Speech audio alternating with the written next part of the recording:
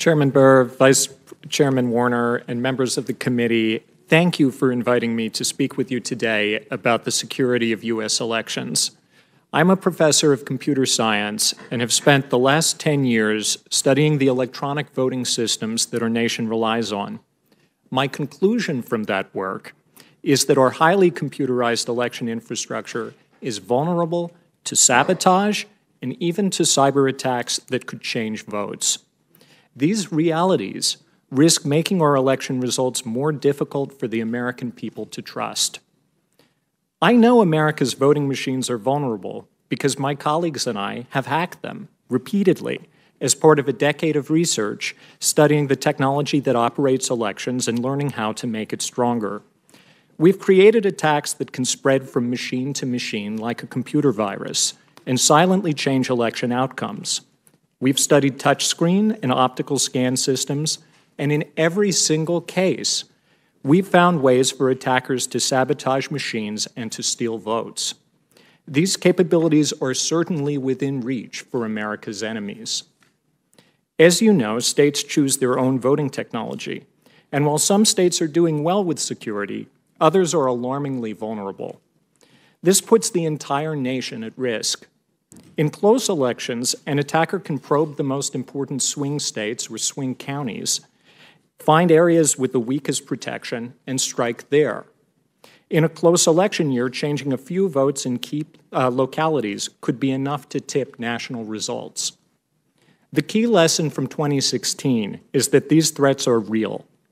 We've heard that Russian efforts to target voter registration systems struck 21 states, and we've seen reports detailing efforts to spread an attack from an election technology vendor to local election offices.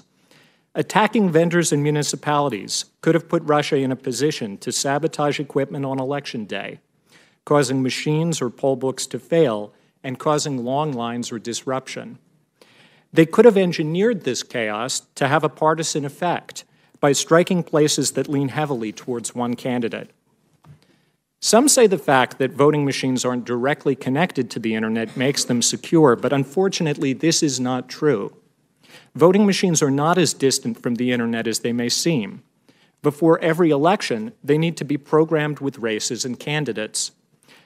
That programming is created on a desktop computer, then transferred to voting machines. If Russia infiltrated these election management computers, it could have spread a vote-stealing attack to vast numbers of machines.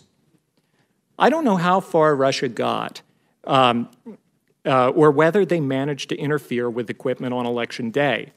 But there's no doubt that Russia has the technical ability to commit widespread attacks against our voting system, as do other hostile nations.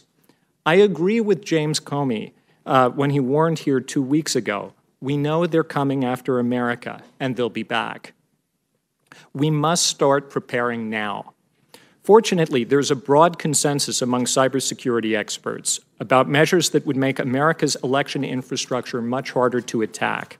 I've co-signed a letter that I've entered into the record from over 100 leading computer scientists, security experts, and election officials that recommends 3 essential steps.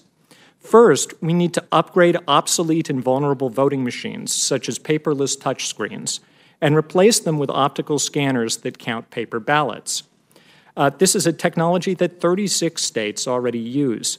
Paper provides a physical record of the vote that simply can't be hacked. President Trump made this point well on Fox News the morning of the election. He said, "There's something really nice about the old paper ballot system. You don't worry about hacking." Second, we need to use the paper to make sure that the computer results are right. This is a common sense quality control, and it should be routine. Using what's known as a risk-limiting audit, officials can check a small random sample of the ballots to quickly and affordably provide high assurance that the election outcome was correct. Only 2 states, Colorado and New Mexico, currently conduct audits that are robust enough to reliably detect cyber attacks. Lastly, we need to harden our systems against sabotage and raise the bar for attacks of all sorts by conducting comprehensive threat assessments and applying cybersecurity best practices to the design of voting equipment and the management of elections. These are affordable fixes. Replacing insecure paperless voting machines nationwide would cost $130 to $400 million. Running risk-limiting audits nationally for federal elections would cost less than $20 million a year. These amounts are vanishingly small compared to the national security improvement they'd buy. State and local election officials have an extremely difficult job, even without having to worry about cyber attacks by hostile governments.